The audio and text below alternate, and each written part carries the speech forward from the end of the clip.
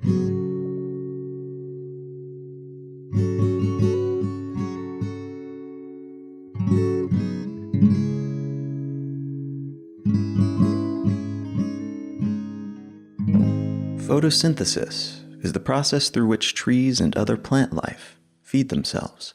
Put simply, the trees, often via their leaves, absorb light emitted by the sun via chlorophyll, located in their chloroplasts. So in addition to giving leaves their green hues, chlorophyll is what allows the tree to capture sun-derived photons and tuck them away within their cells for later utilization.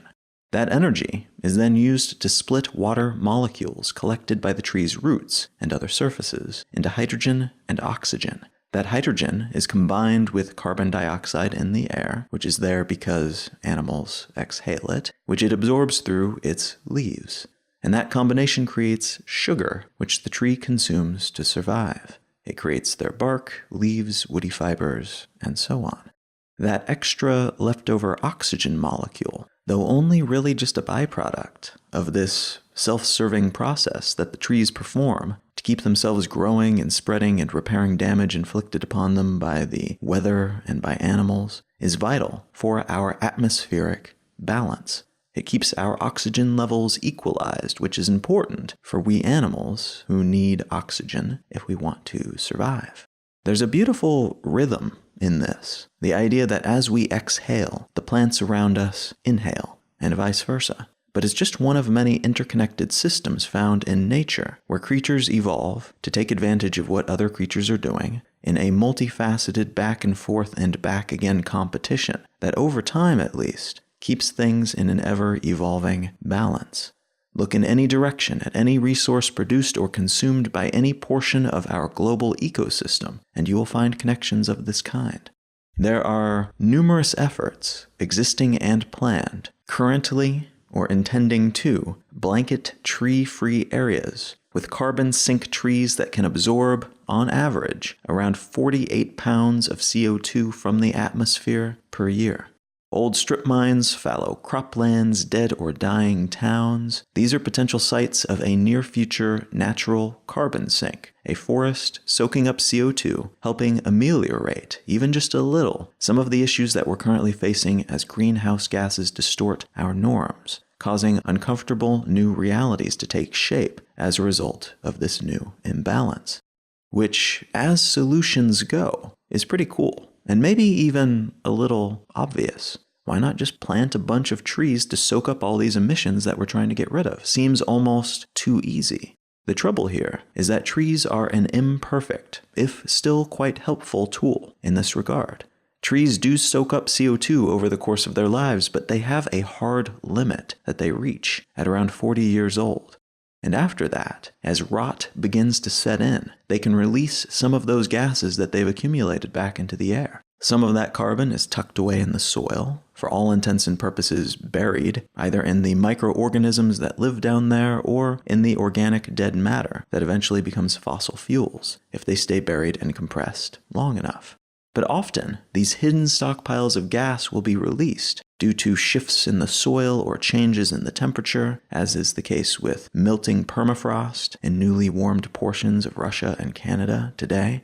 Trees and other plants, then, can be part of one possible method of reducing the factors that expedite climate change, but they're unlikely to serve as a sole solution, even if we did manage to plant them on a scale that would allow us to achieve the reductions required by the Kyoto Climate Protocol, which would require planting trees across an area the size of Texas every 30 years, and that would only allow the US to offset their own emissions. It's not a solution that the whole world could bet on, and also it's not sustainable over time as there is only so much land upon which to plant these types of forests.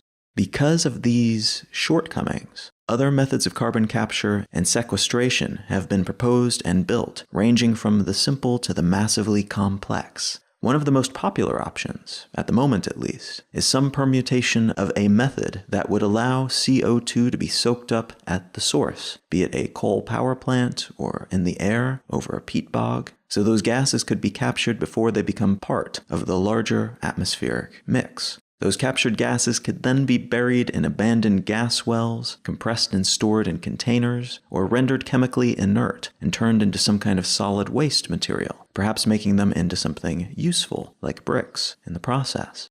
There are a lot of ideas in this space right now, but not a lot of surefire solutions.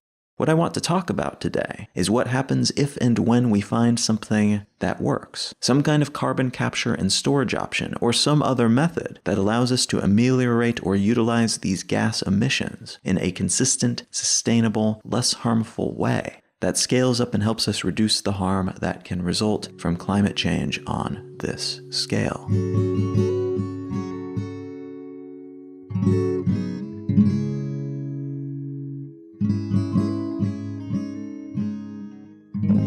You're listening to Let's Know Things. I'm Colin Wright. So there is currently a push to try to get up to 200 patrons on the Patreon for this podcast. When I first announced this drive, we were at just under 130, and now we are up to over 160, which is absolutely amazing. And if we keep going at this pace, it will not be long before we reach that goal, at which point I will begin to produce an additional patron-exclusive episode of this show each month. So I'll continue to produce these free episodes that go out to everyone each and every week, but I will also be producing an additional episode of the show that those who are contributing monetarily through Patreon will receive each month. I personally cannot wait to get cracking on that additional episode. There are so many other things that I'd love to be covering, and getting up to this level will allow me to justify taking that additional time each month. So a huge thanks to everybody who is already a patron, everybody who's already contributing in some way. And if you would like to join in on this drive and help us reach 200 patrons, you can do so at patreon.com/letsknowthings. All right, let's get back to the show.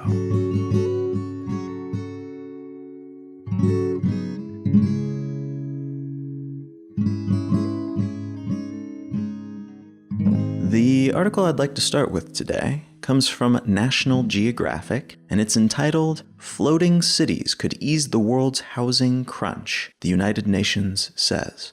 This was a piece that seems to have been the consequence of a very successful press release by the United Nations and an organization called Oceanics, a non-profit group made up of people and entities with engineering, design, architectural, and educational backgrounds, working together to come up with plans for building floating cities. These cities would be brought into being to create new livable spaces for humans and society as sea levels rise, while also, hopefully, providing clean and affordable energy, clean water and sanitation, reducing hunger through a variety of means and methods, and creating systems of responsible consumption and production.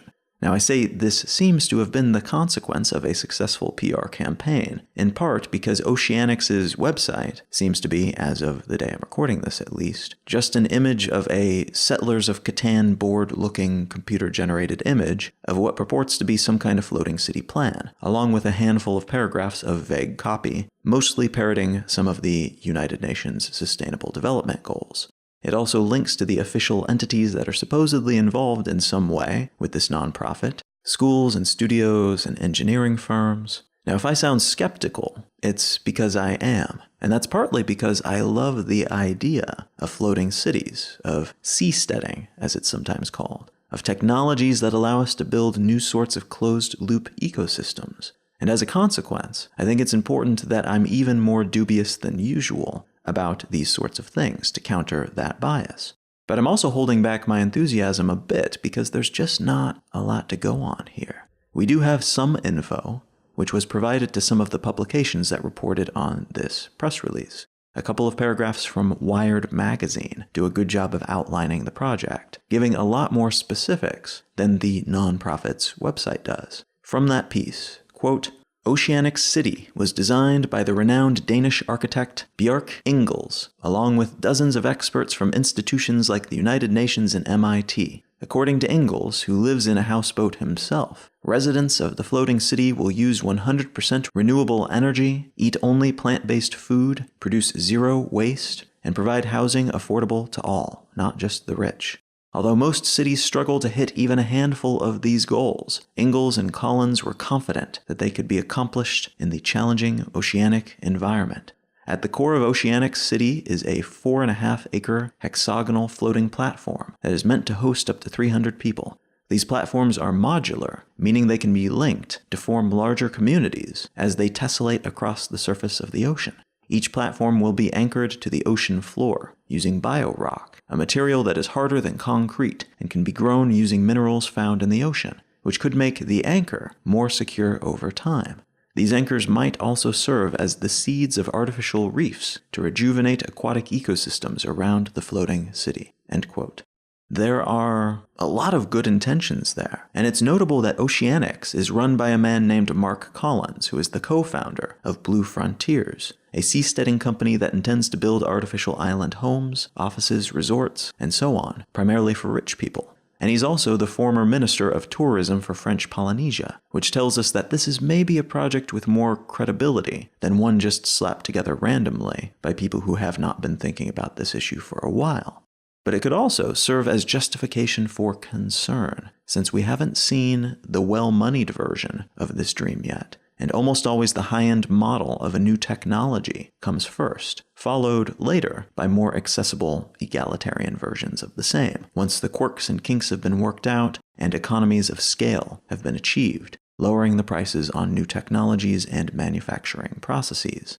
And make no mistake, this is new technology. A slew of new technologies, in fact.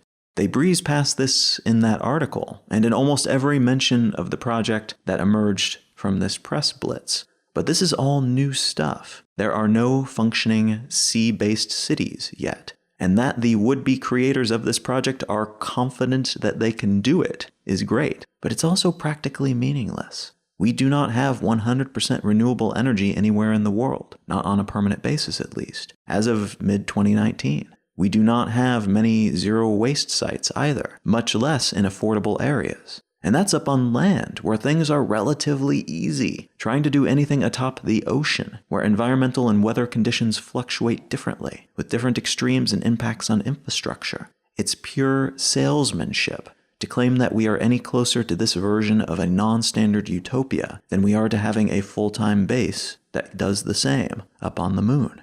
Both of which, living on the ocean and up on the moon and on other planets and elsewhere in space, I should note, are all possible, and perhaps even likely, eventually. But right now, we can see how it might be done, and we have a lot of the pieces in place. We do not, though, have any examples of it happening previously in its totality, so we cannot make even informed guesstimates that are anywhere near 100% certain.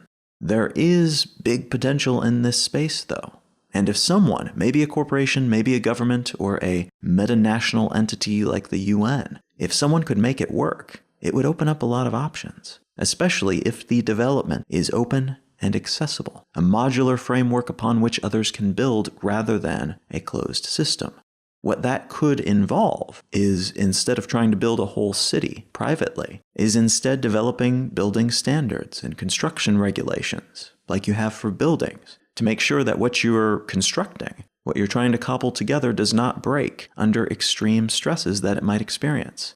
You can do tests and experiments that ensure that you know which chemicals do what, which materials are best for which components of which sorts of floating buildings. You could put together these sorts of regulations and this sort of data and a variety of pre-made templates and make them all available for open use. This collection of standards could then be made available so that, should they choose, other entities could get involved, could use that framework to make their own version of a simple building, a fancy house, or whatever else, all suitable for connection with other modular pieces of this floating city framework.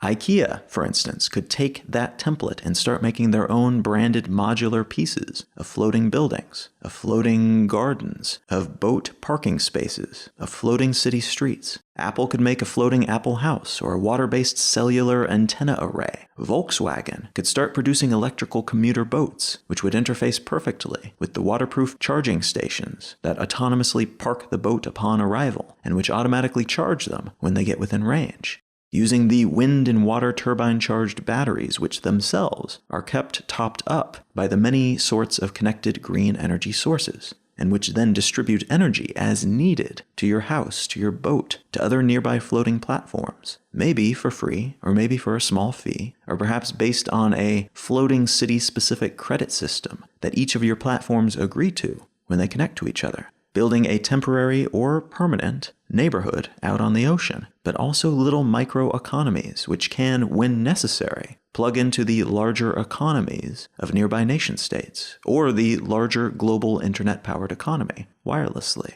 There are other versions of this potential future, of course, that are based around sea villages that are owned by a single company, which then, like many varieties of condo, village, and sprawling apartment complex kingdoms that have popped up all over the world in recent decades, would allow folks to move in, or buy their way in, and have all the pieces managed by one company, that company owning some of the tech in a proprietary fashion, and perhaps competing with other seastead neighborhoods, buying and selling tech and patents, but not contributing to a shared collection of regulations and standards and open patents. So rather than individuals owning their own little floating house and then plugging into other houses and floating infrastructure when they want, these pieces would be made to go with each other, built as a collection that works perfectly well together, but not in a way that makes them modular enough to plug into the floating island next door. The components would not be interchangeable, and these neighborhoods then would be somewhat balkanized, leading to an entirely different future for roughly the same set of technologies. Now, there are pros and cons to both of these models, but the former seems like the most likely to kick things off in a way that allows more people to participate. The private island approach seems, at least at this moment in history, to be more likely to lead us to a world in which the ultra-rich live on artificial private islands, while the rest of the world deals with the land-based consequences of climate-related flooding and mass migration. Of course, we can't say with any certainty how either path would pan out, much less whether either would even be possible or practical, given today's technological, political, and economic realities. It could be, too, that the dream of floating cities does not actually make practical sense, because of ocean-based weather conditions, the costs in money and resources of building and operating these types of platforms, or because there are simply better alternatives, like making better use of existing land-based real estate. The larger context I want to get into here, though, is an issue that seasteading may share with the technologies that I mentioned in the intro, those related to carbon capture and storage, and other solutions that have been proposed to help us deal with the climate change-related environmental and social problems that we face. Whether we're talking about some flavor of climate engineering, like ocean fertilization, which involves introducing various types of nutrients to the surface of the ocean, generally with the intention of stimulating the growth of phytoplankton, which absorbs CO2 from the air, or something like enhanced weathering, which involves crushing rocks and dissolving them on land to create a chemical solution that we typically find when silicate or carbonate materials dissolve in rainwater, a solution that pulls CO2 from the atmosphere naturally to create biocarbonate ions. We might also be talking about building carbon dioxide scrubbers or thermal decomposition facilities for producing biochar, or the aforementioned afforestation, reforestation, and forest restoration mechanisms that would lead to the large-scale planting of trees across the planet. All of these options could potentially, perhaps even almost certainly, fall prey to something called the Shirky Principle.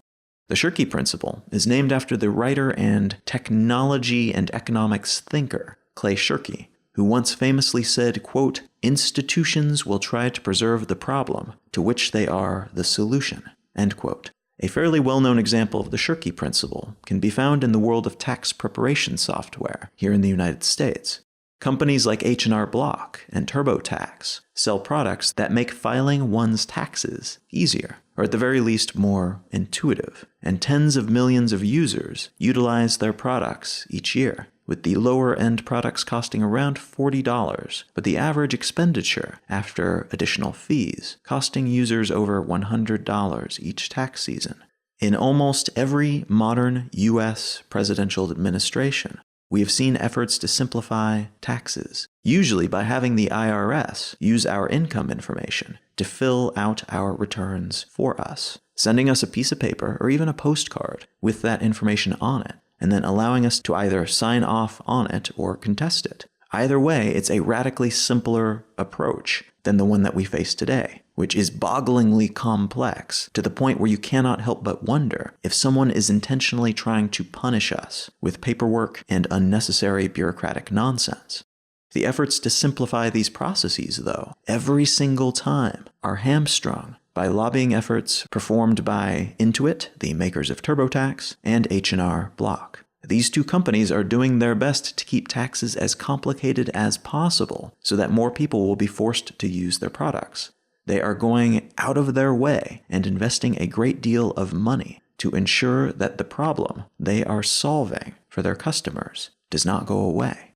And this makes sense in a kind of cold, heartless way that they would do this, if you think about it. Why would they give up this golden goose so easily? If the scramble to get one's taxes done each year and the accompanying fear and frustration and confusion that goes along with it were to disappear, these companies would take significant hits to their bottom line. We pay them to help us wade through all that nonsense, and if the nonsense were no longer there, far fewer people would pay them. From a purely economic, corporate capitalism perspective, then, this is the right choice for them to make. From the perspective of not screwing hundreds of millions of people over so you can wring as much money from them as possible, though, it's kind of a douchebag move. It's also, again, an example of the Shirky Principle at work.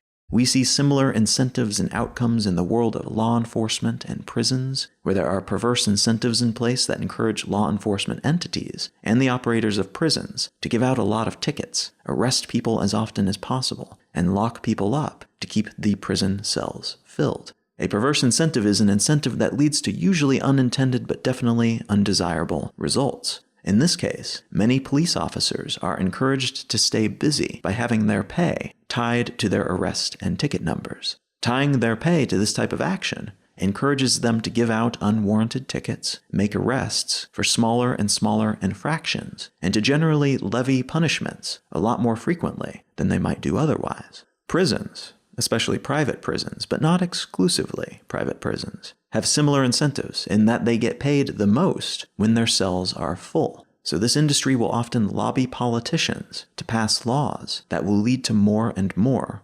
incarcerations. Alongside those perverse incentives, both of these entities also have their behavior distorted by the Shirky Principle, because if crime were to ever dry up completely, their jobs would no longer be necessary, or bare minimum, their industries would be substantially cut back in terms of the number of employees and resources involved in those industries. So it makes sense from their perspective to do what they can to ensure that legislation is passed that will keep more people going to prison, more people committing what are considered to be crimes. By that same logic, anti-terrorist organizations are incentivized to never completely wipe out terrorism. Software companies that sell services for their software are unlikely to ever kill all the glitches and make their products as intuitive as they might otherwise be. Pesticide companies would go out of business if farmers ever managed to naturally alleviate their pest problems. So keeping that imbalance between pests and farmers in place makes good economic sense for them. If there's less war, there are fewer soldiers and weapon companies. If more people have more self-confidence, fewer entities can tap into our self-consciousness to sell us things purported to make us slimmer or more beautiful or more popular. If everyone was healthier, opting for preventative healthcare methods instead of the reactive kind, many medical entities and jobs would disappear, meaning that the smart thing for some healthcare providers and pharmaceutical companies to do, by some standards for the word smart, would be to ensure that we all stay unhealthy forever, so they can keep treating us and selling us drugs forever. Now, this line of reasoning can be a gateway to conspiracy theories, and I want to make very, very clear that just because these incentives are in place, and because it might be economically smart but morally questionable for these companies and people to do these things, that doesn't mean that they are doing them.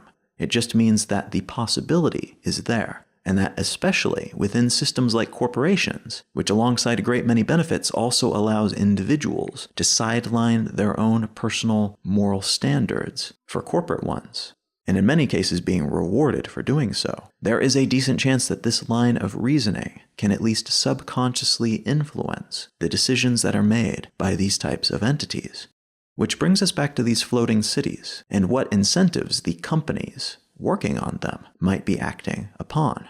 Such an industry would be heavily reliant on certain things being true, very much including a platform on the ocean that they built being more pleasant, or perhaps even more survivable, than a home that is perched upon the soil, that is built upon the earth, as per the usual. It may be the case, then, that although they have the best of intentions, that they could also become reliant on the existence and perpetuation of climate catastrophe, of rising waters, of polluted soil, and other fairly horrible things of that kind, if they want to maintain their growth trajectory. If they want to keep all those jobs and keep the funding coming in, they need the world to be falling apart around them.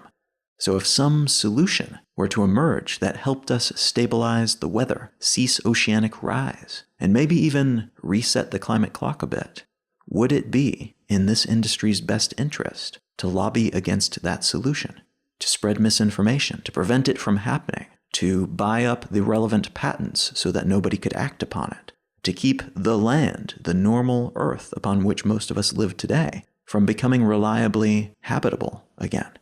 Even very interesting, very exciting, tech-sexy things, and people who have the best of intentions, can sometimes succumb to the Shirky Principle and act upon the incentives that it points at if we're not careful. Carbon capture and storage systems would require a lot of excess carbon dioxide in the atmosphere, meaning that if we ever solved that problem and stabilized the atmosphere in that regard, if we managed to do away with all fossil fuels, got rid of all the stuff that we're burning, these companies would disappear. Their industry would go away almost immediately. And it may be prudent, then, for carbon capture entities to buy up patents that could help humanity solve the climate crisis, to lobby against legislation that would clean up the air, to stifle innovation that could put them out of business. One potential solution for, or at the very least method of diluting the effects of, these sorts of problems might be found in the philosophy of product lifecycle management, which involves figuring out how to design, engineer, manufacture, service, and dispose of a product from the very beginning of its lifecycle to the end of its lifecycle, before it is even made. This philosophy could conceivably be utilized within companies, systems, and even entire industries as well, giving them a clean way to close their company down if and when the problem they are there to solve is eventually solved. For instance, carbon capture and storage companies could have an end goal in place from the outset, a point at which they would wind down, scale down, or shut down based on concrete metrics of success that they establish ahead of time. This wind-down period could include incentives from investments made along the way or from outside entities, like governments or nonprofits, that encourage those involved to pack up and move on to whatever comes next, rather than doing harmful things to perpetuate their industry or niche. So if your company cures or wipes out the disease for which you have been producing a vaccine, you might receive a substantial cash reward from the government, allowing you to gracefully exit that field or move on to the next problem worth solving, rather than feeling economically incentivized to make sure that you never wipe it out. Such a life cycle design might also involve support systems for employees to ensure that they are not left in a lurch when that problem that they've been working on is finally solved, which would be a bittersweet moment, because they succeeded at something that they'd worked very hard to accomplish, but they would also be out of a job, out of a means of supporting themselves, lacking some kind of planned, graceful exit. So it seems prudent to consider how they might be rewarded as well, in a way that encourages the solving of problems and creating of valuable things, rather than focusing on rewards that encourage everyone involved to keep those problems around, so that they can continue to be milked for profits in perpetuity. There's almost certainly no perfect, ideal solution to this issue, and I doubt that there's just one solution that will apply to all situations either. But planning ahead in this way could allow us to more confidently try things out and benefit from the positive outcomes of these models without having to worry about the consequences of toxic incentives, perpetuation for the sake of perpetuation, and the well-meaning but ultimately harmful impacts of entities that succumb to the Shirky Principle.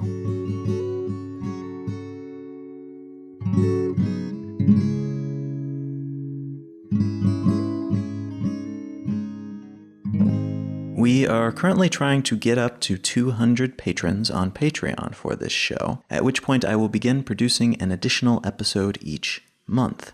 If you are enjoying what you hear, if you've been thinking about maybe supporting this show in some way, shape, or form at some point and just haven't gotten around to it, this would be a really excellent time to do so. And if you become a patron on Patreon, you will have access to that additional episode that I will be producing each month as soon as we reach 200 patrons. So if you're keen to help push things forward a little bit to help make it more viable for me to put that additional time in each month, you can do so at patreon.com/letsknowthings. A huge thanks to everyone who's already contributing in some way, shape, or form, and thank you in advance if you are considering doing so in the future.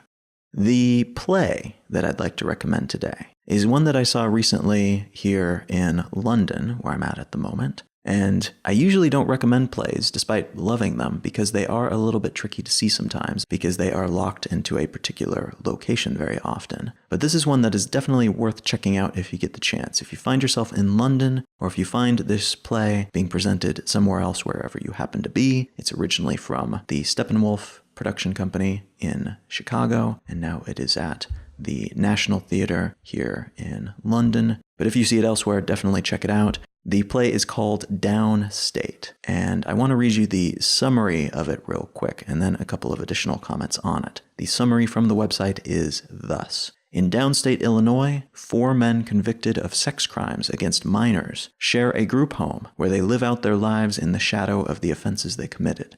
A man shows up to confront his childhood abuser, but does he want closure or retribution? This provocative new play zeroes in on the limits of our compassion and what happens when society deems anyone beyond forgiveness.